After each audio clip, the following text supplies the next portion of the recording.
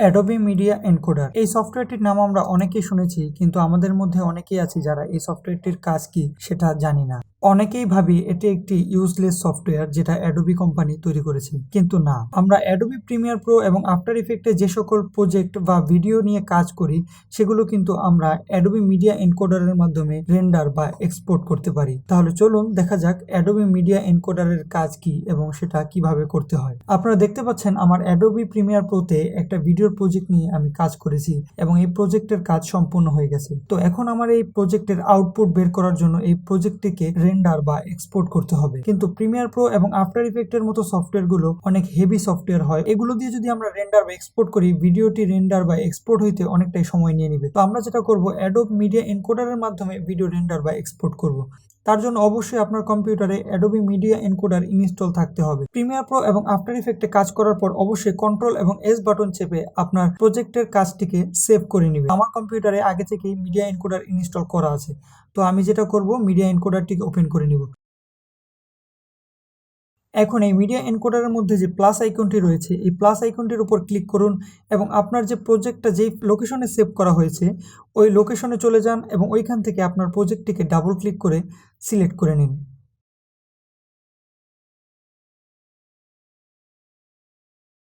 আমি এই প্রজেক্টটিকে এক্সপোর্ট বা রেন্ডার করব, তো ডাবল ক্লিক করে এই প্রজেক্টটিকে ইম্পোর্ট করে নিলাম। এই যে প্রজেক্টের আউটপুট ফাইল এখানে যে লোকেশনটা দেখাচ্ছে এটার উপর আমি ডাবল ক্লিক করব।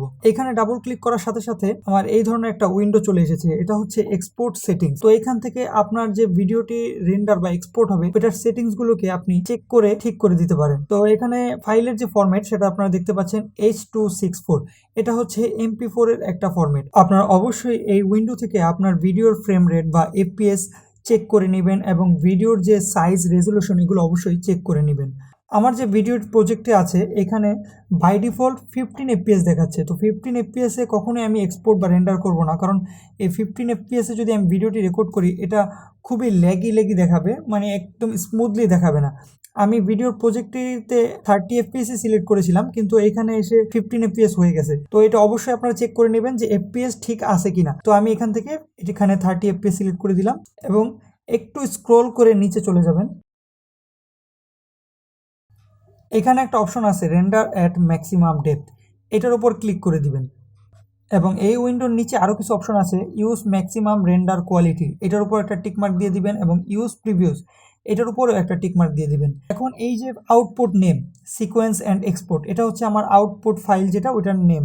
তো এটার উপর যদি আমি ডাবল ক্লিক করি এটা কোন লোকেশনে সেভ হবে বা আউটপুটটা কোথায় চলে যাবে সেটা আমি সিলেক্ট করে দিতে পারবো এবং এটার নামটাও আমি রিনেম করে দিতে পারবো। তো আমি এটার নামটা রিনেম করব না, যা নাম আছে তাই থাকবে। আমি এখান থেকে জাস্ট সেভের উপর একটা ক্লিক করে দিব।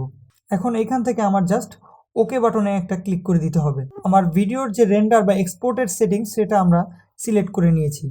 হ্যাঁ, প্রজেক্টটাকে সিলেক্ট করে নিব এবং এইখানে প্লে বাটনের উপর ক্লিক করে দিব, তাহলে আমাদের ভিডিওটি রেন্ডার বা এক্সপোর্ট হওয়া শুরু হয়ে যাবে। আপনারা দেখতে পাচ্ছেন। আশা করি আজকের ভিডিওটি আপনারা বুঝতে পেরেছেন। আরও অ্যাডভান্স লেভেলের Premiere Pro video editing tutorial video পেতে আমার চ্যানেলটিকে সাবস্ক্রাইব করে রেখে পাশে থাকা বেল আইকনটি অন করে রাখুন।